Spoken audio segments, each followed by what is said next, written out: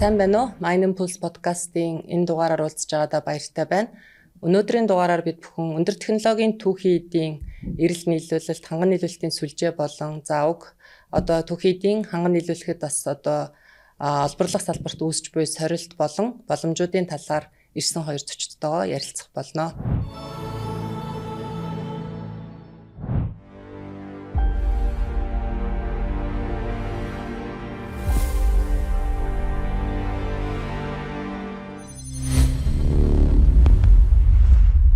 За урилга хүлээж авч хүрэлцэж ирсэн маш их баярлалаа. Тэгээд өнөөдөр бид бүхэн сүүлийн үед яригдж байгаа орчин үеийн технологийн салбарт өргөнөөр хэрэглэгдэж байгаа бүтээгдэхүүний түүхий эдийн ханган нийлүүлэлт бас ямар байгаа олон улсад бас энэ чиг хандлага яаж явж байна. За энэ дээр бас бидний ашиглаж болох боломж нь бас юу байгаа юм бэ гэдэг сэдвээр бас ярилцъя. Тэгээ энэ дээр бас яг Asian Battery Minerals гэдэг компани маань яг энэ чиглэлээр бас эрэл хаагуулын ажлыг хийж байгаа. Тэгэхээр ган очир захирал маань төслийнхаа өнөөгийн нөхцөл байдал болон бас бидэнд энэ талаар сонирхолтой шинэ мэдээлэл байвал хуваалцахгүй юу? За их баярлалаа. Өнөөдрийн нэвтрүүлэгтээ урьж оролцуулж байгаад ерөнхийдөө бол өндөр технологийн хэрэгцээнд зориулагдж байгаа металлууд буюу бүгдээрээ critical гэж байгаа чухал ашигт малтмалууд тийм ээ энэ бол бүлэгт ордог. Тэгэхээр чухал ашигт малтмалууд маань бол ер нь бол дараагийн 10-аас 20-30 жилийн дэлхийн технологийн хөгжил тийм ээ дэлхийн эдийн засгийн хөгжилтэй холбоотой хэрэгцээ нэгсэж байгаа л металлууд байгаа. Тэгэхээр энийг бол улс орнууд бол бас анхааралтай аваад өөрсдийнхөө ханган нийлүүлэх сүлжээг баттай болох үүднээс стратегийн жигсаалт гэж гаргаад тэгээ ингээ явж байгаа. Энийг бол бид бүгдээрээ сайн мэдж байгаа. Ер нь бол яг сүүлийн үеийн нэг чиг хандлагуудаас ингээ аваад үзэх юм бол энэ чиглэлд бас нэлээд их түлхүү анхаарагдаж орж ирж байгаа металл бол зис байгаа. Өнгөрсөн хэд хоногийн байдлаар бол Америк нэгдсэн улс бол өөрсдийнхөө чухал ашиглалтын жигсаалтад бол зисийг нэмчлээ, тийм ээ. Мөнгийг нэмчлээ.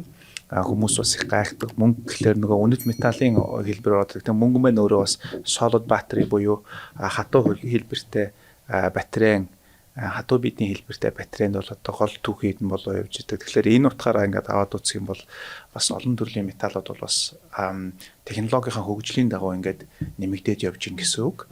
Дараагийн хэдэн жилийг ингээд харах юм бол саяхан Мичиганы их сургуулийн нэг судалгаа гарсан. Тэрийг ингээд харах юм бол эрчим хүчний шилжилттэй холбоотой энэ шилжилтийг хийхин тулд хамгийн ааж ухаан явж байгаа хувилбар аваад үзэх юм бол 1-2 жил тутамд дэлхийн томоохон уур хануудтай тэнцвүүц хэмжээний уурхайг бид нар дэлхийн нийтээрээ ашиглалтанд оруулах шаардлага бол харагдаж байгаа.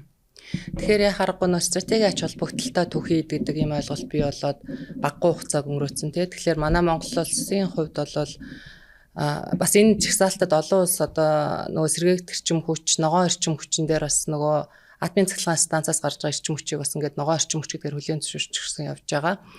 Манай улсын хувьд бол стратегийн орд гэдэг ийм ойлголт аваад байдаг тийм. За энэний эзэмшлийнх нь 34%-ийн төрн авнаа гэдэг ингээд яваад байдаг. Гэхдээ сая бас Бадрах Энержи буюу Францын хөрөнгө оруулалттай компанидаар бас бид нар арай өөр хувилбараар төрийн эзэмшлийг тогтоох хувилбарыг гаргаж ирж гэрээг үзүүлсэн тийм. Тэгэхээр энэ бол Тухайн сайдыг яг ажиллаа хийж байх үед хийсэн ажил байдаг. Тэгэхээр энэ дээр бас биднэрт энэ опшноор тийм дараагийн төслүүдэд хөдөлгөх бас боломж байх уу. Энэ дээр бас таны байр суурийг сонсомоор байна. За бүгдэнд энэ өдрийн мэндийг өргөн дэвшүүлье.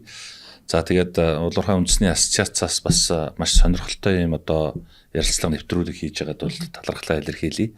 За дээрэс нь тун удахгүй энэ оны 9 сарын 11-ээс 13-ны өдөр бас бид нар жил болгон уламжлал болон зохион байгуулагддаг Mine Week, Mine Pro гэдэг энэ Монголын Улуурхайн хөгжлийн чиг хандлагыг тодорхойлж байгаа энэ үзэсгэлэн болохын өмнө бас энэ нэвтрүүлэгт оролцож байгаа нь бол чухал ач холбогдолтой. Тэгэхээр манай Улуурхайхан өргөнөөрөө уламжлал болон оролцоно гэдэгт бол итгэх эргэлзэхгүй байна.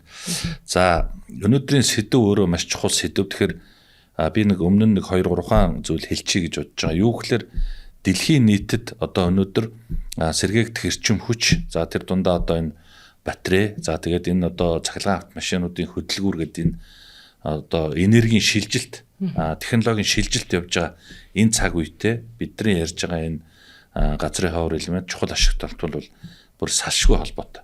Тэгэхээр ач холбогдлын хувьд бол маш өндөр болж байгаа. За хоёрдугаарт нь Америкийн нэгдсэн улс тэргүүтээ одоо энэ барууны орнуудын яг энэ чиглэлд баримталж байгаа чиг хандлага бол тодорхой болчихлоо. Одоо дэлхийн геополитикийн асуудал дайнтай холбоотой энэ цаг үед магадгүй энэ дайны цааталд энэ одоо хэсэг сектор дээр хэн давмгайлах уу энэ газрын ховор элементийн чухал ашигт мартамлын одоо төлөх тэмцлүүд бол ил цагаан ингээд бүр өрнөд явж байна тийм ээ. Америкийн нэгдсэн улс, Украин, Бүгд намт Хятад улсын явуулж байгаа бодлого гэх мэтээр тухайлах юм бол Бүгд намт Хятад улс энэ төрлийн одоо маш том манай өвөр Монголын нутагт байгаа энэ Баян-Овгийн ордыг нээж илрүүлсэн. За дээрэс нь энэ чиглэлийн одоо салбарын процессын буюу үйлдвэрлэлийн салбарын 90% Бүгд намт Хятад улсад одоо байна. Тэгэхээр энэ бол том өрсөлдөөн болчихж байгаа. Тэгэхээр энэ өрсөлдөөн дээр Монгол улс одоо ямар бодлоготойгоор оролцох вэ гэдэг асуудал нь өөрөө маш чухал болчихж байгаа. Тэгэхээр бидний хувьд бол хоёр орны улстай хоёр хуршигын дунд байдаг улсын хувьд энэ салбараа маш зөв явуулж иж энэ салбараараа энэ түүхийдийн боломж нөөцөөр дамжуулан хоёр улстайгаа болон дэлхийн улс орнуудтай харилцаан дээр стратегийн одоо нэг гол нөхцөл болгоод тавих юм цаг ингээд үүсчихэд байгаамаа гэдгийг хэлье.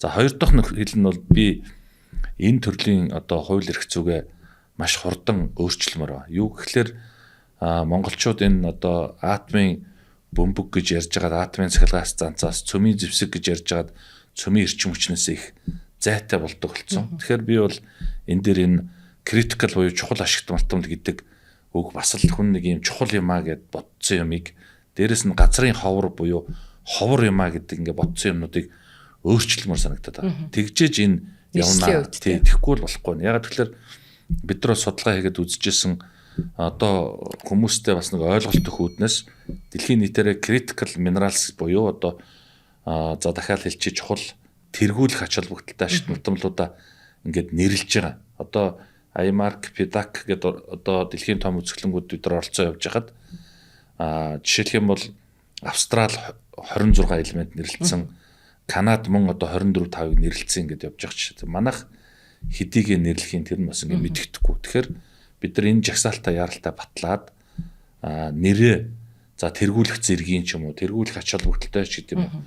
Эсвэл одоо сая юу гэж хэллээ одоо сүүлийн дэлхийн нэг чиг хандлага чинь технологийн өндөр технологийн түүхий яг энэгээр нь ч юм ингээд нэрлээд явахгүй болохоор энэ салбарын хөгжилд нэрнээсээ ихсүүлээд ингээд хойшлж байгаа юм нэлээд байна гэдэг саналыг бас төвшүүлээ хэлчихье. За дээр таны асуултанд энэ одоо бид нар дээр энэ Ороно групптэй хийсэн энэ асуудал яг эцлэх шатандаа явж байна. Бид нар хөрөнгө оруулалтын гэрээг нь хийгээд тэн дээр одоо нөгөө хувь нийлүүлэгчдийн гэрээ орд ашиглах гэрээ гэдэг хоёр зүйл бол энэ өдрүүдэд ингээд батлагдаад одоо хууль эрх зүй бичиг цаас талаасаа бүх юм ингээд дуусж байгаа. Тэгэхээр яг энэ дээр ингээд бас л одоо нэлээд хүнд бараг одоо 20 гаруй жилийн асуудал дамжиж орж ирсэн. Мэдээж шийдэл байдаг. Бид нар шийдэж чадсан. Гэхдээ энэ дээр бол бүр шийдэхдээ Монголын уул уурхайн салбарт бас нэг шин чиг хандлага болох уц жишг болох уц байдлаар шийдэж чадсан. Өөрөөр хэлбэл 34% одоо хувь байна. Энэ хувийг тийм төрийн эзэмшлийн хувийг тодорхой давуу эрхийн хувьцааг үлдээгээд бусад хувьцааг нь яг одоо бид нарт шууд үр ашиг өгч болох амнатаар орлуулах гэдэг, тусгай амнатаар орлуулах гэдэг энэ аргыг хэрэгэлсэн би бол энэ талд байсан. Энэ ч гэсэн зөв. Яг тэгэхээр одоо Монголд юу дутагдж байна? Мөнгө дутагдж байна. Энэ үед бид нар алс хэдийн хугацаанд оюутлагаа шиг юм удаан хугацааны юм тавиад явах уу эсвэл өнөө маргааштай бид нар дутагдж байгаа мөнгийг хангах уу гэдэг сонголтын дээр энэ сонголт хийгдсэн. Тэгэхээр энэ бол сайн жишг болно. Яг энэ жишгээр бид нар цаашдынхаа төслүүдийг явуулах юм бүрэн боломжтой гэж харж байна. Зөв. Одоо бас энэ дээр нэг манайх судалгаа хийж харж байхад нөгөө амнатаар төлж байгаа орлуулж одоо төсөвт бүрдүүлэхт зардал нь одоо 34% эзэмшээд яхаас хамаагүй өндөр өгөөжийг бол төсөвт төлрүүлэх юм байна гэдэг үг бас эдийн засгчид гаргаж тавьж ирсэн. Тэгэхээр бас мэдээж энэ нь одоо богино хугацаанд гэхгүйгээр урт хугацаанд ч гэсэн яг нь одоо зөв хуваарлалт болох юм байна гэдгийг бас ингээд салбарынхан бол ярьдаг тий. За саяны нөгөө таны ярьдгаар гаавч захирал зэсийн хэрэглээ ингээ өснө нэмэгдэж байна гэдэг тий. Маш олон улсын зэсийг одоо тэргүүлэх зэргийн ач холбогдолтой гэдэг ангиллалд оруулчихсан явж байна тий. Тэгэхээр сая Эрдэнэ үйлдвэр дээр очиж байхад бас яндан захирал ярьж ирсэн. Одоо нөө засгийн агуулга бол багасаад байгаа. Тэгэхээр мэдээж уул геологийн нөхцөл хүндэрч байна. Буцаагаад тэрийг нөгөө металл авалтаа нэмэгдүүлэхийн тулд мэдээж процессингийн зардлын одоо үйл өсөлт бол нэлээд явагдаж байна гэд. Тэгэхээр дэлхийд даяараа одоо нөө засгийн хэрэглээ өсөж идэг тий. Гэхдээ бас яг энэ Эрдэнэ үйлдвэр маань ингээд хуучирж байгаа шиг, нас нэмэгдэж байгаа шиг бусад одоо яг ашиглагдж байгаа засгийн ордууд чинь бас адилхан өгөрж байгаа юм байна.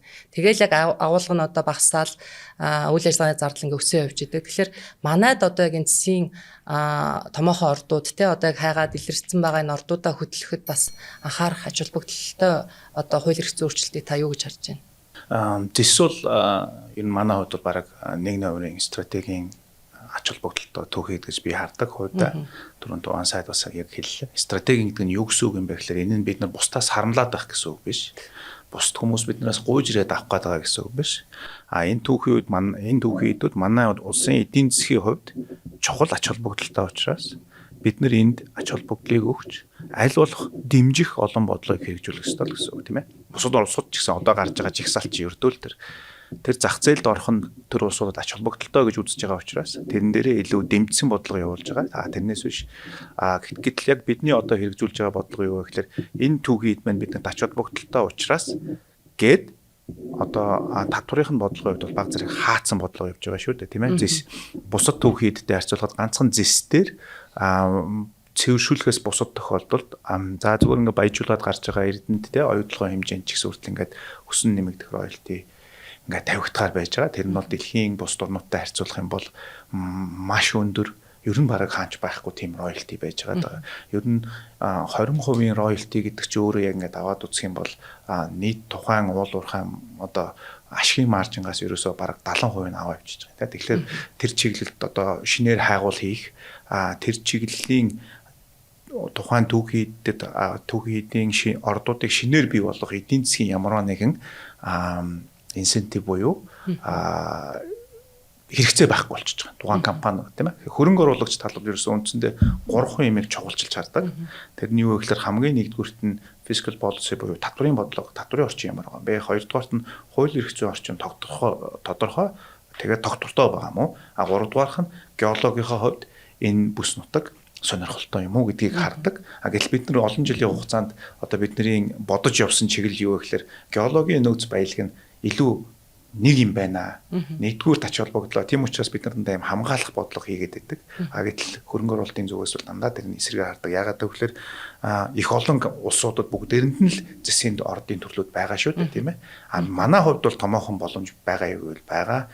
Одоо оюу толгойн амжилт те Эрдэнэтийн амжилтыг аваад үзэх юм бол манад чинь баг 2-3 өөр төрлийн засгийн томоохон одоо хөдрийн бүсүүд бол Монгол улсаар дамжиж идэг. Тэгэхээр нүүрснээс гадна эдийн засгийг солонгоруулах, татврын орлогыг солонгоруулах хамгийн ихний их сурвалж бол миний харж байгаагаар бол зис байж болох юм байна. Энэ нь өөрөө ч гэсэн дэлхийн уул уурхайн талбарт эзлэх хувь хэмжээгийн хувьд бол маш их том шүү дээ.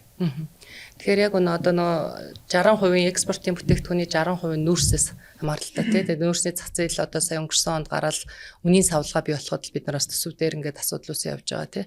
Тэгэхээр цаашдаа бас яг энэ төр хугацааны бас хүндрэлийг давхад алт 3 хөтөлбөр гэдэг тугаан сайд үед бас ингээд санаачлаад эхлээд явсан тийм. Тэгэхээр алт 3 хөтөлбөрийн манаас өнөөдрийн нөхцөл байдал ямар байна те цаашдаа бас яг бид нарын засгийн саяны ярьсан энэ томоохон төслүүдээ бас хөтлөхөө те яг одоо бодлогын түвшинд ямар өөрчлөлтүүдийг хийх хэрэгтэй гэж үзэж байна. За би зэснээс нь эхэлчихье. Зэс бол одоо энэ нөгөө critical minerals дотор орж ирж байгаа сүүлийн үед хамгийн одоо чухал бүтээгдэхүүн орж ирж байгаа гэдэг нь ач холбогдлоороо орж ирж байгаа тийм ээ. Монголын хувьд бол маш их боломжтой. Нөгөө ордууд хуучирч जैन одоо агуулмж буураад уулын ажлын нөхцөл хүндэрж байгаа ч гэсэн ашиглагдаагүй зөндөө орд байна.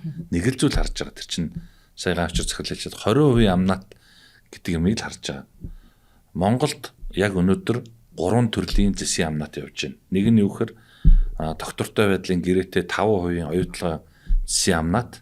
Хоёр дахь нь бол нөгөө төрийн өмчд хамгаалсан гэдэг утгаараа Эрдэнэт 20%-ийн амнатыг төлөөд явж байгаа. Дунд нь энэ хоёрыг харсан зэсийн амнат дэлхийн жишээ буюу ядаж нэг 9-10% руугаа ирэх байх гэдгийг хүлээсэн юм 3 зүйл байна. Тэгэхээр нэг улсад одоо нэг металл дээр 3 өөр бодлого явна гэдэг өөрөө бас тийм ойлгомжгүй асуудал хгүй. Тэгэхээр одоо бид би бол бас энэ одоо салбар тодорхой хэмжээнд ажилласан хүний хувьд энэ намраас эхлээд энэ цэсийн амнааттай холбоотой амнаатыг дэлхийн жишгт нь аваачих асуудал төр бол одоо хууль санаачлалт юм уу энэ одоо ажлын сгүүсгэд ажиллана гэж бодож байгаа. Мэдээж бид нар ашиглахгүй өндөр амнаат яриад өндөр ашиг олох юм ирээдүй яриад сууж яснаас яг өнөөдөр бодиттой амнаатаа тавиад ашиглаад явах гэдэг энэ зүйлийг л ярина гэж ингэж бодож байгаа. За алтан дээр бол монголчууд ч нөгөө алттай холбоотой за миний л мэдхийн нэг юм 2 3 үг хэлсэн байна. Одоо алтан дээр суусан гуйлахчин гэдэг үг бид нар их ярьдаг.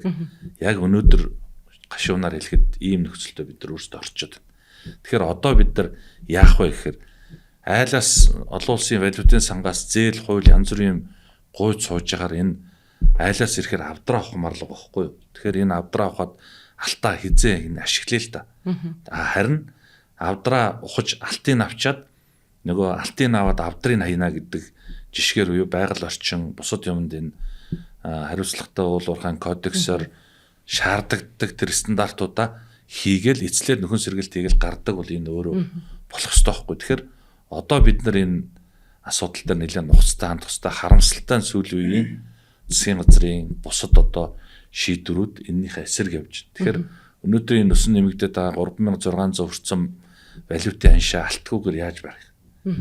Дээрэс нь энэ 3 сарын одоо нөөцийг бүрдүүлдэг 5 тэрбум долларынхаа валютын нөөцийг яаж барих вэ? Нэмэгдүүлэх үү? Ерөөсөө ганцхан л алт шүү дээ. Авцарлаа төгрөгөөр худалдаж Монгол банк давуу ирэхээр авлаа. Олон улсад зарж валют орж ирж 5 тэрбум доллароо барих.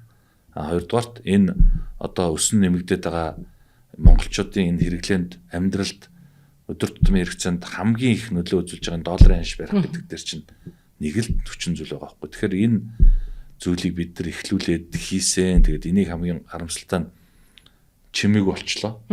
Энэ дээр бол одоо гаргалгаа байсан шүү. Тэгэхээр энэ дээр одоо дараагийн засгийн газар маань зөрөгтэй шийдлүүдээ гаргаад явна.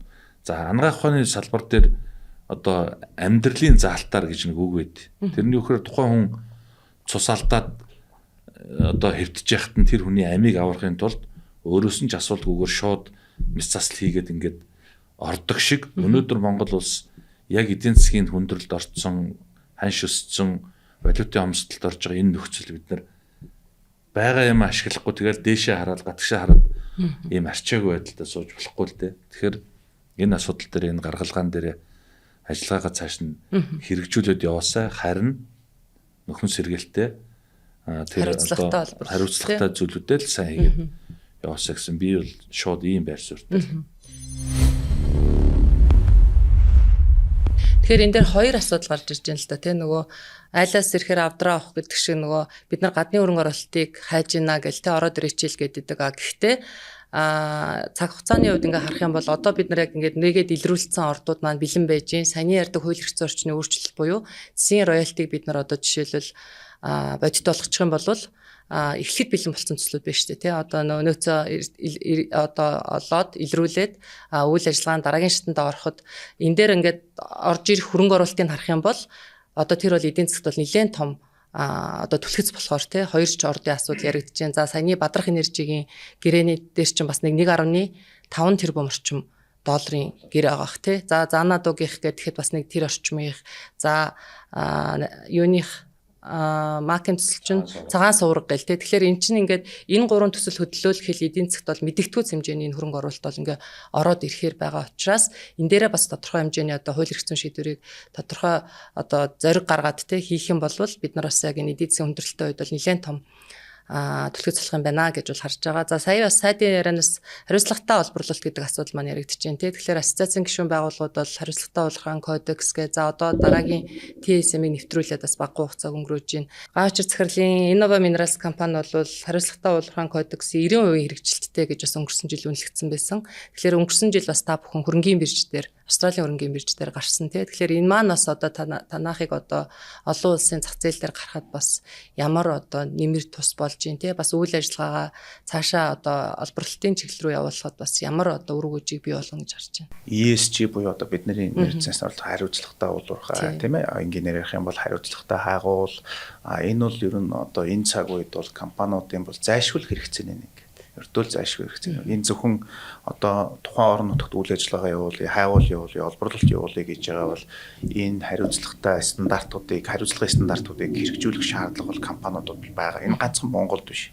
Тийм ээ, ер нь ингээл орон нутгатайгаа хэд ямаа оролцох, байгаль орчныхоо хувьд одоо илүү хариуцлагатай болох энэ шаардлага бол дэлхийд даяар явж байгаа. Тэгэхээр ганцхан Монголд бол одоо асуудал биш. Тэгэхээр энийг давах одоо уулуурхайн компаниуд салбарын хувьд давах ганцхан зүйл нь юу вэ гэхээр бид өөрсдөө л хариуцлагатай болох хэрэгтэй.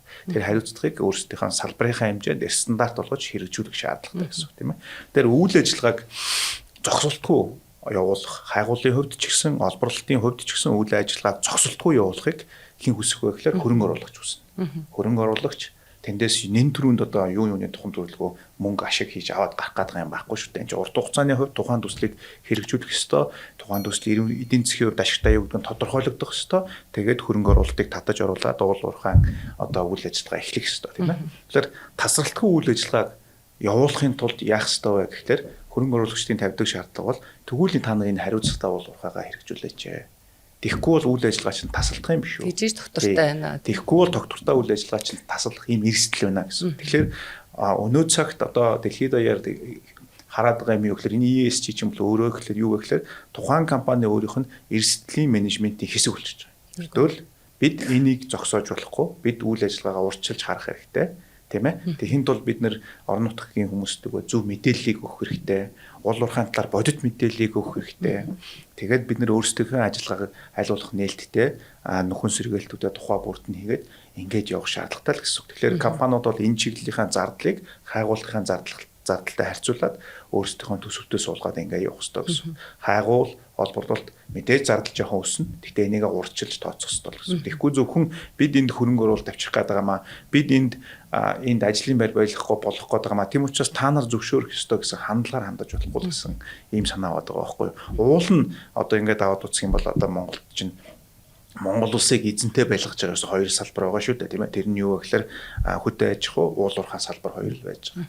Тэгээ энэ хоёр салбар Монгол улсын нутаг дэвсгэрийг бол илүү их одоо хүн амын хувьд тэнцвэртэй байлгахад гол хүчин зүтгэж байгаа хоёр салбар гэсэн үг тийм ээ. Одоо хотын бөглөрлөөс ахуулаад бөглөрлөлийн чинь эсрэг ганцхан одоо хүний хөдөлгөөнийг бий болгож байгаа салбар ч ерөөсөө уулуурхайн салбар байгаа. Тэгэхээр энэ хоёр салбар бол хоршиж тогтнох нь бол зайлшгүй манай хувьд ингэж тогтноод цааш урт хугацаанд хөгжихийн тулд одоо хариуцлагатай уулуурхайг салбарынхаа хэмжээнд одоо хөгжүүлэх нь бол миний хувьд бол зайлшгүй гэж харж байна.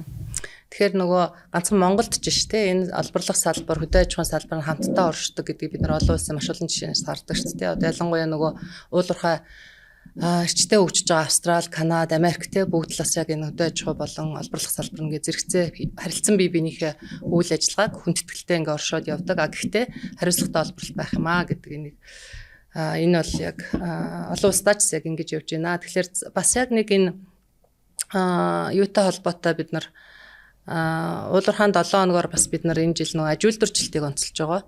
Тэгэхээр аж үйлдвэр эрс соёлын яам болж бас бодлогын яамаа өөрчилсөн байгаа. Тэгэхээр аж үйлдвэрчлэлт буюу цаашдаа бид нар одоо нэмэн үрдэг шингэсэн эцсийн бүтээгдэхүүнийг гаргана гэд тэ. Тэгэхээр яг энэ аж үйлдвэрчлэлтийн салбар дээр бас ингээд харах юм бол асуудлыг цогцоор нь харах хэрэгтэй байгаа тийм эрчим хүчтэй бүтцийн асуудлууд, тээвэр логистикийн асуудлууд, за ханган нийлүүлэлтийн сүлжээний доктортой байдал, олборлох салбарын түүхийн эдийн ханган нийлүүлэлт гэдэг ингээд маш олон асуудлуудыг харах хэрэгтэй. За энэ дээрээс хамгийн гол онцлог нэг зүйл нь бол нөгөө тээвэр логистик асуудал бас тухайн сайдын үед маш олон жил гатсан төмөр замын төсөл бас гараанаасаа гарсан ингээд салбарынхан бол энэ дээр маш их эерэг байр суурьтай байдаг. Тэгэхээр энэ төслийн одоо гэрээ зурагдаад одоо яг явж байгаа процессын талаар таас бид нарт мэдээлэл хуваалцахгүй. За тий анхудаа хуучин бол уулуурхай хүнд үйлдвэрийн ингэж явдаг ус аж үйлдвэр эрдэс соёлыг ингэж явуулсан. Тэгэхээр аж үйлдвэрийн салбар өөрөө дэлхийн хамгийн ажиллах их хүчинтэй хамгийн хямдаар үйлдвэрлэдэг үйлдвэрлэгчийн хажууд одоо шууд хөгжинэ гэхэд бол нэлээд маш хүндрэлтэй.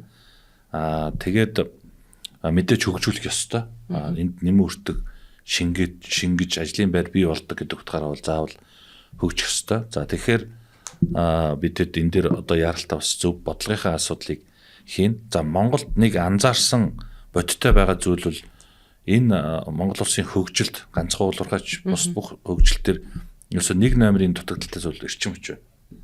Эрчим хүч байна. Уулуурхайн салбар дээр ус байна. 3 дугаарт нь бидэрт одоо болсуучны асуудал байна. Энэ гурван асуудлыг шийдэх ёстой. За энэний ард дээрээс бид нар дээрэс нь олборлсон одоо түүхийдээ уулуурхан бүтээгдэхүүнээ яаж зарах уу гэдэг асуудал. Энэ дээр тээвэр логистик асуудал орж ирж байгаа. Тэгээд энэ зүйлүүд дээр бид нар өөрсдөө тийм дотор учир нь олгоо автаж явсаар байгаа. Хаа вэ нөгөө нэг 5 дугаар цахилгаан станц хаа вэ? Өмнө нь 5-7 цахилгаан станц, Багнуурын цахилгаан станцууд хаа вэ гэдэг нөгөө эрчим хүчнийхээ асуудал дээр байхгүй. Дараагаар нь усан дээр гэхэд ингээл хэрлэн говь одоо юу гэдгийг орхон анги сэлэнг ингээл бусад бүх асуудлуудаар дахиад улс төрчихдээ. Ингээ байхгүй. За ажиллах хүчин дээр бол бид нар Монгол ажилчид дэлхий дээр одоо гайхалтай ажилчид. Нэг хүн 4 хүний ажил хийдэг ч юм уу ингээд Солонгост, Америкт хаач явсан монгол залуучууд хамгийн сайн ажил хийдэг. Харамсалтай нь тэднэрт хүссэн цалингийн өгч чадахгүй байхгүй. Бид нар ийм бодлого хийж чадахгүйгээс болоод Монгол өөрөө өнөөдөр ажиллах хүчний хамсалд орсон. Тэгэхээр энэ гурван асуудал бол нэгт байна. Эдгээр дутхгүй нэг асуудал нь бол тээврийн асуудал. Тэгэхээр энэ дээр бид нар тээврийн асуудал дээр гэхэд ингээл нөгөө эрх ашигуудын зөрчилдөөнөөсөө болоод ингээд гаццсан байсан. Тэгэхээр энэ асуудлыг нэлээд одоо урагшлуулсан гашуун сухад ганц модны хил холболт шивээ хөрөн сэхэ бичих зүүн хат чанга мандал гэдэг энэ асуудлуудыг бид нар нэлээд гаргаад тэгээд хаашаа хинтээ харьцах гэхээр бүгд нарт хятадтай л харьцсан. Тэгэхээр энэ асуудалтайгаа ойлголцоод энэ төсөл засгийн газар хоорондоо бид нар хилцээр хийгээд их хурлаараа ороод баталсан. Ямар ч байсан нүүрс зарагдаад эхэлсэн. Энэ дээр бид нарт бас төлөвлөгөө байсан. Тэрний үхээр жилдээ 5 сая гэдэг чинь нэг 400 орчим сая доллар бол борлуулагдаад одоо нүүрс нь ингээд зарагдаад явж байна. Хоёрдугаарт ганцхан эднийч биш бусад одоо уурхаанууд ашиглаж болох 2 уурхаагаа ашиглах асуудлыг ярьж байна. За дээрэс нь төмөр замын хил холболтын асуудал бүх асуудал нь шийдэгдээд дундын бүсээ байгуулад одоо ингээд яг ажилдаа орчихсон ингээд 2 жилийн дараа гэхэд энэ асуудал бол бүрэн холбогдох хэмжээнд явж байна. Тэгэхээр юу хэлэх гээд байна гэхэлэр эрх баригчтан ч гэсэн ингээд бас нэг зоригтой хэрвээ энэ асуудлыг шийднэ гэсэн одоо тэр мессен дээр байгаа бол хийх ёстой. Ард иргэдэн ч гэсэн одоо ойлгох ёстой. Бид нар нэг гараараа биднэрт эмнэлэг сургууль, сайн эмнэлэг мөнгө хэрэгтэй гэж орилжод нөгөө гараараа болохоор бид нар одоо уул уурхайг ашиглахгүй ингээ хайртай гэдэг ингээд устгаад байж болохгүй тийм ээ. Одоо өнөөдрийн манай сэдв газрын хавар дээр галзан бүрэгтийн төслгээд маш одоо дэлхийд бас яригдах хэмжээний төслийг бид нар өөрсдийн гараар 2 удаа газрын хөрсөнд тэгшилж байгаа байхгүй. Би бол энд маш харамсаж байгаа. Ягаад гэвэл тэднэрт нэгч хууль зөрчсөн юм байхгүй. Өөрөө газрын хавар элемент нь зөв нэршээгүй муу судалгаатай зарим нэг хүмүүсийн гайгаас болоод цацраг идэвхтэй ашиглалталтайгаа хольж ойлгоод ингээд энийг устгаад байна л да. Тэгэхээр бид цаашдаа биднэрт энэ газрын хавар элементийн салбар ер нь хөгжих юм уу яах. Би түрүү хэлсэн 2 том үцгэлэн дээр надтай сайдын хэмжээнд уулзж байгаа 10 хүн тутмын 7 нь газрын хавар ярьж байна. Энэ асуудал чинь зөвхөн critical mineral биш. Трамп гарч ирснээс хойш бүр double critical mineral болцсон шүү. Одоо бид нар яг ингэж хуучин нөгөө төмөр зам одоо нөгөө уурхай шиг цахилгаан станц шиг ус төрчих юм бол энэ газрын хавар гэдэг бид нар бүр мартах хэрэгтэй болчиход байгаа. Тэгвэл бид нарт өөр тэднэртэй энэ тэнцүү одоо ярилцах юм манайд юу вэ? Манай мах ноос ноолуур чинь маш бага хувь үзлээд шүү. Тэгэхээр одоо энэ дэр бидэд тойрч сууж байгаад одоо зоригтой ярих цаг нь болчихсон. Тэгэхээр өнөөдрийн ярилцлагын сэдэв маань бол өөрөө маш одоо юм чухал сэдвэ гэж хэлмээр. Тэгэхээр газрын хавар гэдэг одоо ялангуяа одоо энэ орон нутгийн эсэргүүцэлтэй холбоотой асуудлууд бол яг үнэндээ манай одоо салбарыг нэлээд чөдөр тушаа болдог тий. Одоо яг хөгжих одоо боломжуудыг нь бол маш их олон жилээр хойш нь татдаг. За ялангуяа одоо халдсан мөрөгтэй төслийн хувьд өнгөрсөн жил бас нөгөө өнгөрсөн хавар одоо Бадрах энержигийн тий гүйцэтгэх захирал тохиолдсон асуудлууд гэх мэтчлэн энэ олон одоо өмнө самун болвол энэ салбарын бас цаашдын хөгжилд бол нэлээд том асуудлыг бий болгож байгаа. За газрын ховор элементийн хөгжүүлэлт дээр бол халдсан мөрөгтэй төслийн хувьд бол бас бид нар өмнөх нэвтрүүлэг дээр асуужсан. Ерөөсөө үйл ажиллагааны хайгуулын үештэн дээр л явж байгаа юм байна. Тэнд ямар нэгэн одоо олборлолт бол хийдэггүй. Гэхдээ яг сая бас бид нар тухайн сайд ярианаас би сонсож байхад бид нар өөрсдөө нэршилтээр ер нь бас анхаарч явах хэрэгтэй байна тий. Урд нь гэсэн уул уурхаа гэхэлэр уул юм нухах гэж ингээд нэг ойлгоод байдаг гэдэг шиг сая газрын ховор гэж эсвэл нөгөө яг ховор гэж ойлгоод байна шүү дээ. Гэтэл нөгөө нэршлийн хувьд бид нар бас салбарынхан бодох ёстой зүйл юм байна гэж бас сая бодож суужила. За хариуцлагатай олборлолтын хувьд бол яа харахгүй бид нар бас энд нэг мэдээллийг өгөхөд алтны хоёр хөтөлбөрийн өрөөнд бол маш их газар одоо хөндөгдөж, хууль бусаар олборлолтод өртөж эвдэгдсэн байдаг. Тэгэхээр энийг бас одоо 30 мянган га талбай өнгөрсөн хугацаанд одоо өртсөн юм байна. За энээс одоо 8 мянган га бол үлдсэн байсныг нөгөө хариуцлагатай уулуурхаан төслүүд дүүцүүлэн хамгаалах одоо байдлаар нөхөн сэргийгээд энэ маань бүрэн дуусчээ. Тэгэхээр бид нар одоо юу гэдгийг нийт ашиглаж байгаа газар нутгийн маань хэмжээжсэн маш бага тий. Одоо олгогдсон лиценз дээр үйл ажиллагаа явуулж байгаа компаниуд нийт газар нутгийнхаа 0.25% ашигладаг. За гэхдээ эндээс нь одоо 8 мянган га үлдсэн байсныг бүрэн нөхөн сэргийгээд дууссан гэсэн үг. Тэгэхээр яа харахгүй одоо нөгөө хариуцлагатай олборлолтыг бол бид нар чухалчилж байгаа. Энэ дээр бол одоо салбарын яам тий одоо улсын хурлын бодлого тодорхойлох түвшний их хурлын гишүүд за компаниуд ч гэсэн бүгд ингээд тал талаасаа маш хичээл зүтгэл гаргаж байгаа. Цаашдаа бас одоо яг энэ их хурл дээрээс ч гэсэн бас яг энэ хариуцлагатай уулуурхаан лобби бүлэгээ байгуулагдсан тий хариуцлагатай олборлолтыг одоо дэмжих чиглэлээр бас тодорхой үр дүнтэй арга хэмжээнүүдийг бас авах байхаа гэж найдаж байна. За гаачир захирал өөрийнхөө төслийн талаараас товчхон танилцуулахгүй тий яг одоо ямар одоо төрлийн ашигт малтмлыг та бүхэн ирж хайж гин аль нутагт үйл ажиллагаа явуулж гин саяны ярддаг энэ орон нутгтай холбоотой асуудлууд бас яг газар дээр хэр байна. Яха манай компаниуд бол бид яг critical mineral буюу те чухал ашигт малтмуудын чиглэлээр ажилладаг. Гэхдээ бид манай чиглэл бол яг газрын ховор элементийн чиглэл бол биш. Эрчим хүчний шилжилтийн шилжилтэд шаардлагатай батарейн минералууд буюу тэр төрлийн элементүүд байдаг л да. Тэгэхээр бид бол литий, графит буюу балт шулуу, за тэгээд дээрээс никл, зис гэсэн ийм хайгуулуудын чиглэлээр бол явдаг. Тэгээд хайгуул маань бол говьлтай болон дундгов аймагуудад бол явж байгаа. Орон нутгуудтай бид бол хамтын ажиллагааны гэрээ байгуулад ашигт материалын хуулийн дагуу тэгэхээр энэ гэрээгээ жилдээ дүгнээд орон нутгийнхандаа бол ингээд ажиллаад явдаг. Аль болох зохих мэдээллүүдээ бол тэмээ малчаад орон нутгийн удирдлагууд бол цаг хугацаанд нэг бол ингээл явж байгаа. Би зүгээр яг ингээд ойлгуулад ингээд яриад явахлаар бол бас гайгүй штэ. Энэ чинь бас хүмүүс бол ойлгодог тийм ээ. Яг юу хийгээд хайгуул ингээд яваад байгаа юм бэ.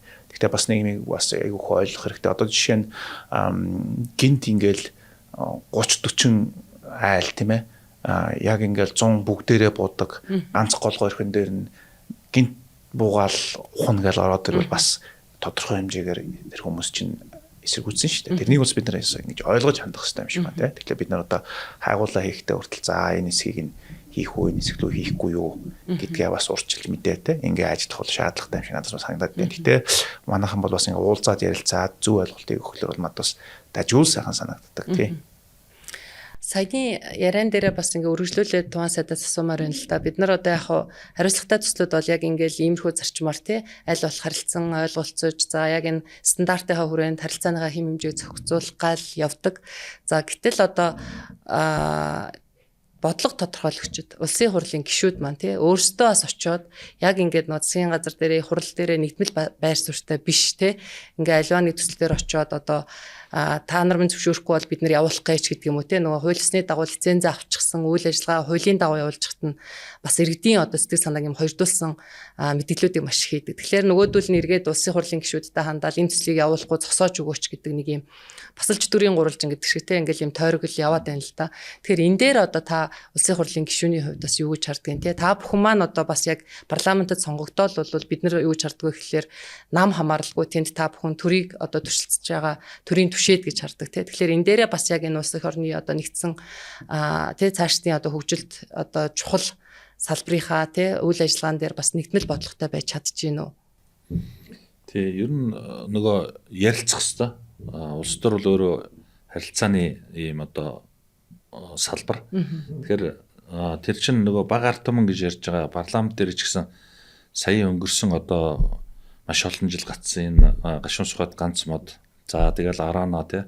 За тэгэл нөгөө газрын төсний үйлдвэртэй газрын төс боловсруулах үйлдвэрийн асуудал. За тэгэл одоо нөгөө бас бусад одоо цахилгаан эрчим хүчний гээд энэ олон асуудлууд ингээ ярилцаад ойлгуулад ингээд ач холбогдлын тайлбарлаад ингээд яхаар явуулж болж байгаа. Тэрнээс зүгээр энэ болохгүйгээр л ингээд цаашаа эргэж хараад өөрөө хүсэхгүйгээр асуудалд хандах юм бол явахгүй л дээ. Ард иргэч гэсэн сая гаач захирал хэлж байна.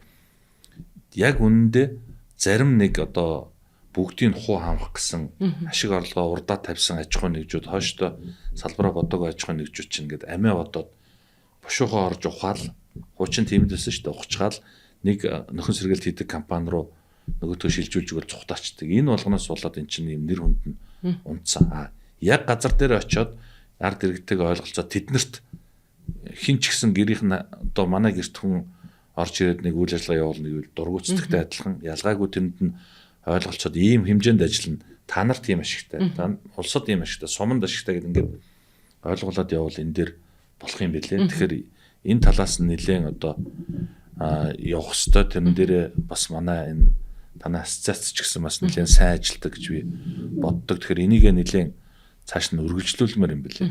Тэгэхээр хүмүүс өөрсдөд нь яг нөгөө одоо Баабургааны хэлсэн үг байдаг шүү дээ. Ямар ч том одоо асуудал ярьсан түүнд тухайн асуудлыг хөндөж байгаа хүний хувийн өчүүхэн жижиг эрх шиг байдгаа гэж. Тэрэн шиг тухайн орон нутагт амьдарч байгаа иргэний хэсэг бүлэг одоо ард иргэдийн сумынхны эрх ашигыг нас давхар яриа л өгсөй байхгүй. Тэгэхээр ингээд ойлголцож чадвал энэ дээр явна. За манай улс төрчд бол хуучин тийм нэлээд түгээмэл байсан. Одоо ингээд оюутлогын сэдв гараад ирэхэд банк гэж гараад ирнэ. Тухайлсан тодорхой сэдвүүд дээр нэг хэсгээрээ бөөгнөрч авч байгаа л.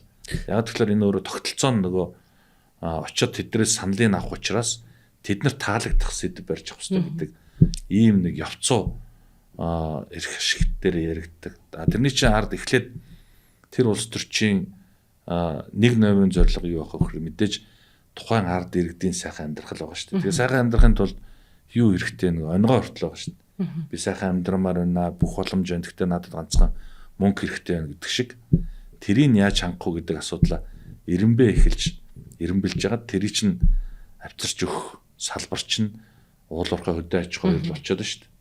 Тэгэхээр одоо мэдхгүй Монголын одоо бүх 3 сая 500 мянган ард иргэдэд долларын ханш өсвөл нэгэнд нь ч таалагдахгүй.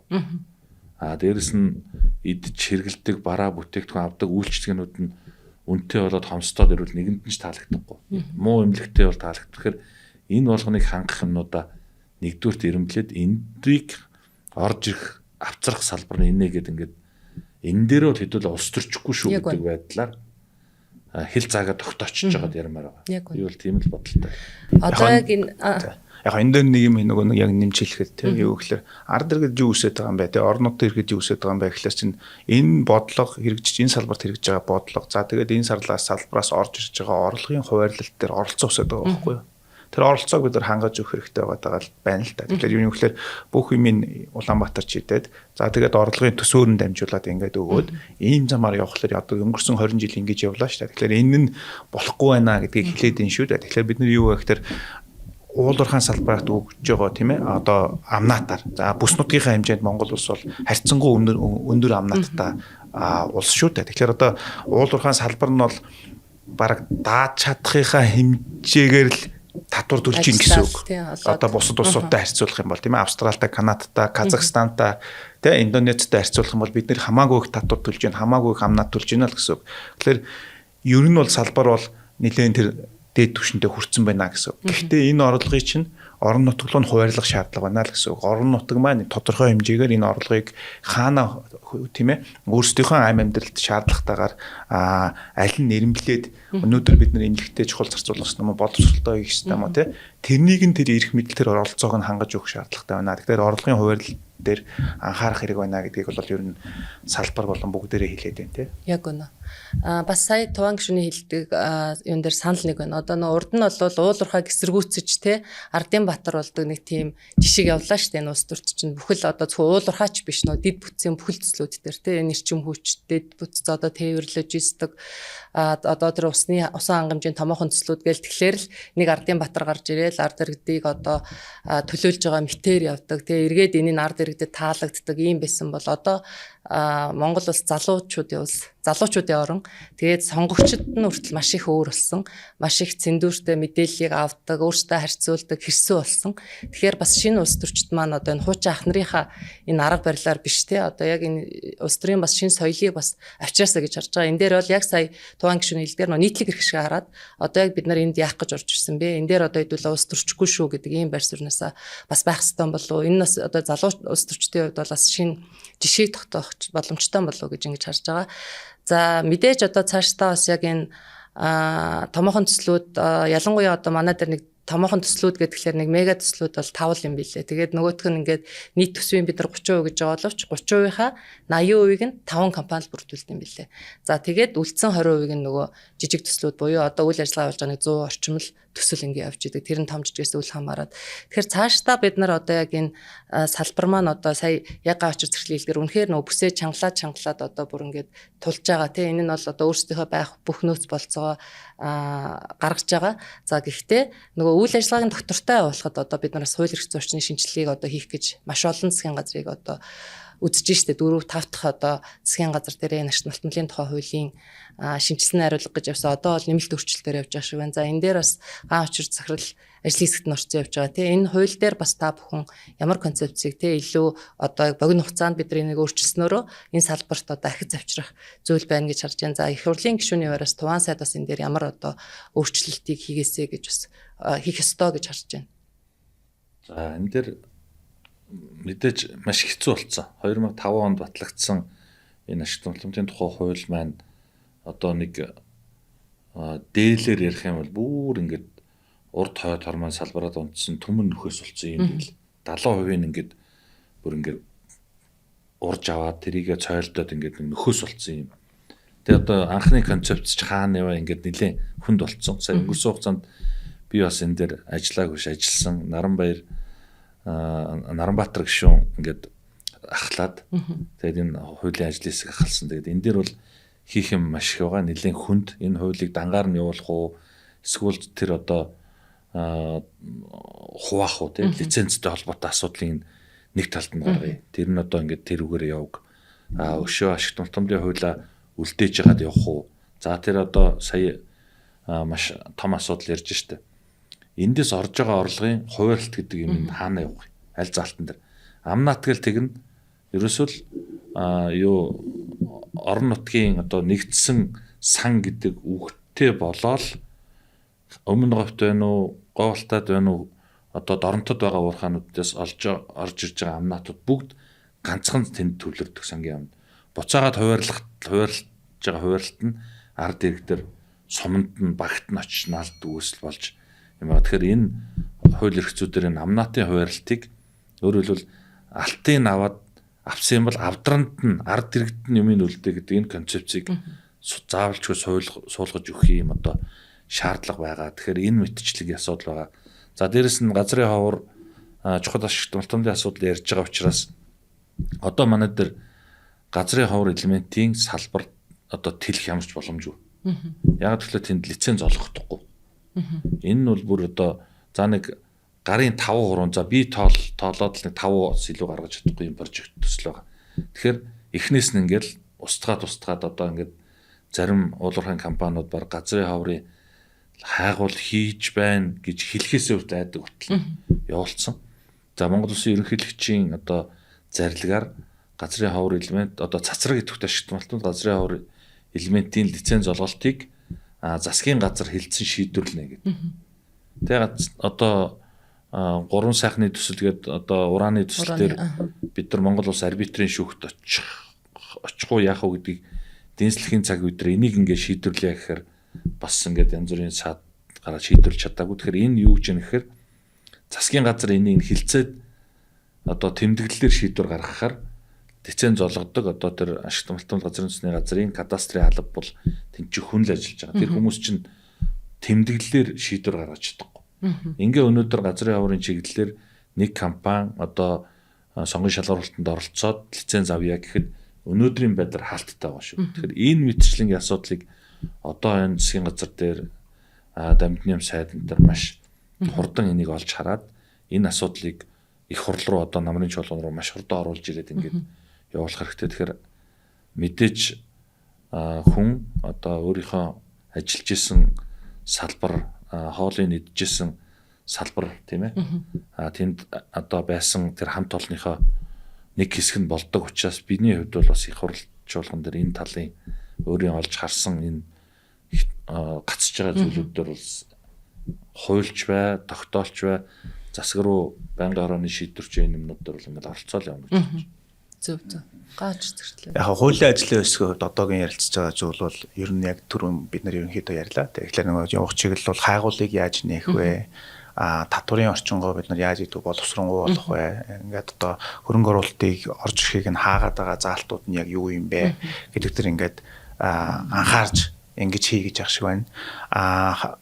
Туан сайд хэллээ түрүүн гад юуны чухал ашигт малтлын хувьд аваад үзэх юм бол энэ манай бол уулуурхаан салбар дотор харьцангуй залуу хэсэг байхгүй. Нэгсэн доо урд нь энэ дээр төвдөрч хайгуул ер нь Монгол үтэл ер нь дэлхий дээр нэг тийм анхааран хийж исэн юм бол байхгүй гэсэн үг. Тэгэхээр энэ дээр одоо юу гэдэг манай Монгол улсын хувьд стратегийн ач холбогдолтой тийм ээ. Дэлхийн эдийн засгийн эрчим хүчний шилжилтэд бид нар тоглогч болохын тулд энэ бол бид нарт стратегийн ач холбогдолтой. Хоёрдугаарт нь өнөөгийн геополитикийн нөхцөл байдалд давхар ач холбогдолтой гэж үзээд энийг урт хугацаанд бид нэр хөгжүүлье гэж үзэж байгаа бол хайгуулын салбарыг нээхээс орох байхгүй. Яг л энэ дээр чинь урд нь хийгдэж байгаа учраас бид нарт одоо бодит нөөц байхгүй гэсэн үг шүү дээ. Тэгэхээр энийг явуулахын тулд хайгуулыг бол явуулах шаардлагатай. Хайгуулын салбар бол өөрөө бас том салбар шүү дээ, тийм ээ. Австрали, Канадыг аваад үзэх юм бол тэд нар чинь хайгуулынхаа салбар нь зөвхөн жилд бидний жилд оюу толгойд гадаадын хөрөнгө оруулалт маягаар оруулж ирж байгаа тийм бүтээн байгуулалттай ижилхэн хэмжээний хөрөнгө оруулалтыг татаж чаддаг салбар байхгүй. Тэгэхээр хайгуулын салбар бол бас харьцангуй том дэд салбар гэсэн үг. Тэгэхээр энэ салбарыг бол бид нар бол хөгжүүлэх шаардлага бол байна. Энэний үр дүнд юу болох юм бэ гэхээр бид нар энэний үр дүнд л ирээдүйн хойч үеийнхэн эдийн засгийн болон улс төрийн баталгааг бид нар бараг бий болгож ин гэсэн үг шүү дээ. Тийм ээ. Хойч үедээ баялагын санд нь хуримтлагдах, хойч үедээ одоо эдийн засгийн тулгуур нь болох тэр нөөц баялагийг бий болгох алхмыг өнөөдөр хийж ин гэсэн үг. Энийг бид нэр зөв ойлгож улсын хэмжээнд төр болон ард түмэн маань бүгдээрээ дэмжээсэй гэж бодож явдаг. Газрын хуралментийн хувьд бол туан сайд хэллээ маш тийм төвөгтэй нөхцөл байдал байгаа. Манай компанийн хувьд газрын хуралментийн хайгуул хийдэг. Гэхдээ энэ салбар Монгол улсад маань ашигтай чухал уу гэдгийг бол чухал гэдгийг бол харж байна. Тэгээ өнөөдөр одоо шинэ Америкийн нэгдсэн улсад саяхан яллаа шүү дээ, тийм ээ. Америк чинь тусгай Mountain Pass гэж газрын ховрын одоо ганц том орд байдаг. Тэрнийг хэрэгжүүлж байгаа компанид бол урт хугацааны бүтээгдэхүүний худалдан авалтын доод үнийг нь баталгаажуулчихж байгаа байхгүй Америк тийм ээ. Тэгээд Apple буюу одоо та бидний сайн мэддэг гар утас хэрэглэдэг компани бол тэднийхээс авнаа гэд урт хугацааны гэрээ байгуулчихж байна. Эсрэг шууд нэг рискийг байхгүй болгож штэ. Яг гэвэл энэ бол өнөө цаг тийм ээ дэлхийн одоо яг энэ технологийн өрсөлдөөнд биднэрт ач холбогдолтой учраас тэд нар ингэ хийж чинь гэсэн. Бид нар нөгөө ач холбогдолтой буюу чухал стратеги чухал гэдэг юм чинь улс орн ингэж дэмждэг юм байна. Тэрнээс биш бодлогоороо одоо юу гэдгийг зөвхөн илүү ашиг олохын төлөө тий зөвхөн илүү ашиг олохын өнцгөөс хардгуун байна гэдгийг бид нар аягүй сайн ойлгож бодлогын хэмжээнд хэрэгжүүлэх хэрэгтэй болов уу гэж бодож байна. Яг үнэ одоо ингээл Америк ч гэсэн нөгөө тусгаар тогтнол хамгаалахын тулд бид нар олборлолтоо хийж ижил эндийг хамгаална гэж маш олон одоо уулуурхаан компаниуд эргээд үйл ажиллагаа сэргээгээд саний ярдгаар одоо нөгөө ирээдүйн тэр өрсөлдөөнд ингээд эртнээс бэлдээд явж идэг. За ялангуяа би бас сая харж ирсэн нөгөө сэргээгт эрчим хүчний салбарт хөрөнгө оруулагч нар бол текс салбараас маш их орж иж байгаа юм билээ. Тэгэхээр эргээд нөгөө энэ уулуурхайн салбарт орж ирж байгаа хөрөнгө оруулагч нарыг харахаар сэргээгтгээс орж ирж байна те технологийн салбараас ингээд орж ирж байна. Тэгэхээр хөрөнгө оруулагч нарын ингээд бас нэг юу өөрчлөгдөж байна л да. Нөгөө шинэ хөрөнгө оруулагч нар орж ирж байгаа учраас бид нар бас яг энд нь бас ингээд идэвхтэй ажиллаад Монгол гэдэг улс байгаа шүү гэд ингээд таниулаад явж явах хэрэгтэй гэдгээр бид нар одоо бид бүхэн те бүгдээрээ л мэдчихэж байгаа нөгөө Канада, Австралийнхаа ингээд экспорт оролцоод явдаг. Яа харахгүй энэ зах зээл бол өөрчлөгдөж байна, залуужж байна. Бас өөр сонирхолтой юм шинэ хувилбарууд айгүйх гарч ирж байгаа болохоор энийг нөгөө цаг үетэйгээ хурдан одоо мэдэрч алхаж өөрчлөгдөхгүй бол бид нар маш их хөшөөн ингээл шийдвэр гаргаж чадахгүй л ингээл хэд хэдэн засгийн газар дамжаад явдаг энэ асуудлууд маань бол нэлээд одоо хүндрэлүүдийг бий болгож явдаг. За тэгээ миний асуугаагүй бас та бүгдийн хэлхийг хүссэн зүйл байвал та бүхэн маань бас хэлэхгүй юу те? За нэг хоёр зүйлийг хэлчихье гэж бодож байна. Бид нар өнгөрсөн хугацаанд бас одоо Монгол Рос Цветмет компаниг Эрдэнэс Critical Minerals компани болгоод тэн дээр бас бүхэл бүтэн улс байна. Энэ компани тэн дээр одоо тэргүүлэх ач холбогдол өгүүлээд явуулъя гэдэг засгийн газрын шийдвэр гаргаад лиценз олголтын дээр нь гарц гаргалгаа гаргаад ингээд явж ялаа. Яам дээр ашигт мөлтөмт газрын төсөн дээр энэ чиглэлийн одоо их газар хэлтсүүдийг бий болгоод тэндээ хүмүүс аваад за сайдын зөвлөх томилоод ингээд бас нэг эрдэмтдтэй уулзаад ингээд явж ялаа. Тэгэхээр энэ бол ерөөсөө нөгөө энэ салбар өөрөө ингэхгүй бол одоо бид нар хэрэлдэж суугаад нэг 3 жилийг ардаа өнгөрөөгөөд энэ салбарыг мартахаас өөр аргагүй болно гэдэг нь дэлхийд Монголгүй зөндөө улстай яриад Африкийн, Латин Америкийн, Дундад Азийн маш олон улсуудтай юмаа яриад явчихна. Бид тэрэлдэл энэ дээр суугаал үлдэнэ. Түрүүний энэ гаачир одоо эдгээр захирлын үгэнд гарч байгаа зүйл бол ерөөс тоглогч гэдэг тоглох манайд ч ерөөсөө мэдэхгүй ямар бүтээгдэхүүн ба. За нэг нүүрс орно заримдаа энэ зүүн Аз юм Австралиас авчвал Оросоос сүүлийн тоглогч болсон. Ингэчүүд бидний одоо орон зай хумигдал ноолуур байна өөр юм байхгүй. За тэгэхээр яах гэж гэвэл бид нарт одоо нэг хар үгээр хэлэх, энгийн үгээр хэлэх юм бол нэг одоо нэлээ их гурилтай, нэлээ их тарган мах нөөцлсөн хүнтэй ямар нэгэн асуудал үүсвэл тэр хүнтэй аштайхан уулзаад ярьж би чамд ийм үгүй гэж ингэж солилцоо 8 арилжаа ярьсан хүн л хурж ирнэ шүү дээ. Бид нар газрын хавар элементтэй чухал ашигт малтамлынхаа салбараа хөгжүүлсэн ингээд бодлоготой хүнд хэлэх юмтай сууж ивэл бид нартэй дэлхий ярина. Хоёр өршөөс гадна нөгөө ярьдаг 3 дахь өрш ярина. Тэгэхгүй яг ийм байдлаар бах байдгаараа байвал бид нартэй хин ярих юм. Тэгэхээр энэ салбар одоо ёстой critical гэдэг шигэ чухал бүр double critical болсон ийм одоо зүйл шүү гэдгийг хэлээд тэгэхээр чухал ашигт малтамлынхаа жагсаалтаа үүсгэе. Хуулиндаа энэ нэр томьёогоо энгийн ойлгох хуцаар зүв болгоё. Тэргүүлэх зэргийн өндөр технологийн одоо ингээд нэг хүн айгаад тахааргүй. Бид нар ч өөрсдөө нүүдэлчин арт түмэн бас ард иргэдтэй ч буруу гэх юм алга. Ингээд дандаа болгоомжилдаг. За дээрэс нь үр хөвгтдээ үлдээ хадгалъя.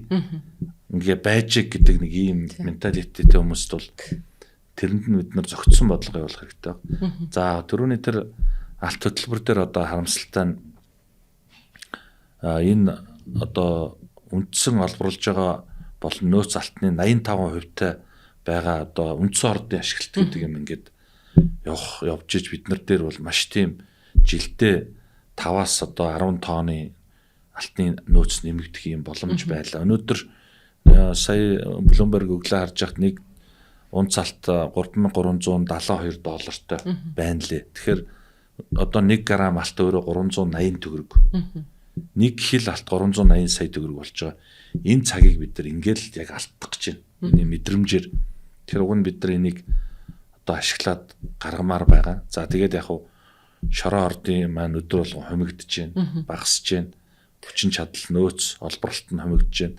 За дээр нь харин нэг зүйл хэлэхэд энэ түрүүний нөгөө нэг нөхөн сэргэлт гэдэг дээр хөрхий муу хэлэгддэг манай нөгөө бичлэг уурхай эрхлэгч төрхий бас нэг юу одоо бүлэг байгуулад тэн дээр нөхөн сэргэлттэй чадлынхаа хэмжээнд хийгээд бас нэг энэ салбарт нэг 50-60 мянган хүн бас нэг бага саг орлого олоод өөрсдийнхөө амьдралаа залгуулад дээр нь дэлгүүр оршооноос юм аваад нэг ийм цикл явж байна. Тэгэхээр энэ асуудлыг ч гэсэн бид нар хууль эрх зүйтэй бүр оруулж өгöd ингээд яваасай л гэдэг ийм бодлого байна. За тэгээд дээр нь энэ одоо манайд байгаа хамгийн их судалгаа хийгдсэн эхний анхан шатны юмнуудаа хийгдсэн халдсан мөрөгтэй төсөл бас яваасаа. Тэн дээр одоо неодими, паразитими, диспоризи, тербиум энэ төр гэдэг одоо нөгөө нэг дор байдаггүй би зүгээр ингээд л бас нэр нь хүртэл хол байгаа энэ нэг дор байдаггүй газрын хавар хүн төнгөн одоо энэ металлуудын одоо хамгийн ойрхон ирсэн төслөө бити ингээд өөрсдөө сүйтгээд байгаа чи энэ дээр хэдүүл ойлголцоод бас яваач энэ явжиж одоо дараагийн асуудал яригдана. Одоо өмнө говьтгэхэд миний л мэдхээр энэ өвөр Монголын Баян-Овгийн ордын содл салаа байж л байгаа. Тэгэхээр энэ дээр бид нар хайгуулаа хийхгүй юм чинь яаж олох юм? Тэгээ би бас энэ хайгуулын лиценз олголт зогссон байсныг бас нэлээд одоо хүчин чармайлт гаргаж байгаад олгоод зөвхөн зүгээр мөнгөнд талын ярихад нэг 60-70 тэрбум төгрөг улсын төсөд орцсон л байхгүй энэ лицензийн сонгон шалгуулалтын орлогоор зөвхөн мөнгө талын яриулаа. Нөгөө талын яриул бид нар зөвхөн Австралитай харьцуулахад хайгуулын лицензний хуваараа 10 дахин бага буюу ерөөсөө нийт газар нутгийнхаа 3.2% одоо хайгуулын лиценз олгож байгаа. Тэгтэл одоо улсаа тэр чигт нөхцөн юм шиг ийм хар юм яриад ингээд ирээдүгөө ингээд хойш нь татаад суух асуудлыг нэлээд бодож үзээч л гэдэг зүйл хэлмээр. Яг миний хувьд бол яг энэ чиглэлээр яг хайгуул хийж байгаа. Тэгээ бусад улс орнууд тийм ээ өрсөлдөж байгаа улс орнуудын их хэрхэн урагшилж байгааг харж байгаа. Яг бидний хувьд бол бас их улс орныхоо хувьд бол нийтээрээ хамарсан геологийн судалгааны ажлуудыг бол тийм ээ улсаасаа зохион байгуулад хийх бол шаардлага бол байгаа. Энийг бас манай бас ард иргэд бас буруу дутуу ойлгоод ах шиг үед ялангуяа бас улс төрөөс зарим нь бас бодвол энэ бол нийт шаардлагатай ажил уу гэвэл нийт шаардлагатай ажил. Тэр өнөөдөр би жишээ нь онлайн ороод Африкийн ямар ч улс бай. За Австрали болон Канадын тухайн талбай дээрх хийгдсэн түүхэн хугацаанд хийгдсэн хайгуулын ажлын үр дүнг бол ингээд шууд нээлттэй харж болж байгаа байхгүй. Өнөөдөр дэлхийн өөрөө тим чиглэл рүү явж чинь гэсэн үг. Нэгсэндээ манай дээр та бүхэн шинээр юм олооч. Манай дээр суур мэдээлэл маань энэ байна гэдгийг нээлттэй тавьж гин гэсэн үг тийм. Тэгэхээр тэр тал дээр бол бид бол хоцроод байна. Гэхдээ одоо юу гэдэг өнгөрсөн хэд хэдэн засгийн газрын хувьд бол бас нэлээд том алхмууд бол ийш хийгдсэн суур ажиллагаануудыг хийгдсэн ингээд явж байгаа. Ерөн том зургаараа аваад үзэх юм бол хэдийгээр одоо өнөө цаг үед чинь одоо хэмэл оюун ухаан, шин технологиуд тийм ээ зураглалын сансрын олон аргыг хэрэгжилж байгаа тийм. Гэтэ энэ нь юу болоод байгаа юм бэ гэхээр юу гэдэг яг талбай дээр хайгуул хийхийг орлоод байгаа юм биш. Энэ бол талбай дээр хайгуулах хийх хэмжээг жижигрүүлж хомж өгж байгаа асуудал тийм ээ. Одоо урд нь бид нэр 100 мянган га газарт хайгуул хийгээд тодорхой үр дүнд хүрдэг байсан бол одоо шинэ технологи хэрэглээд магадгүй бид нар 10 мянган газар хайгуул хийх шаардлагатай л гэсэн үг. Гэхдээ эцсийн дүндээ хайгуулыг хийх вэ гэхээр геологчд хийдэг тийм ээ. Орд олно гэдэг маань манайхан чинь ингээд одоо бид чинь нэг хүний үн цэнийг их дутуу ойлгодог, хүний хөдөлмөрийн үн цэнийг их дутуу ойлгодог ард түмэн байгаа байхгүй бид чинь тийм ээ. Ямар сандал нэг имээрээ явуулаад дээ штэ.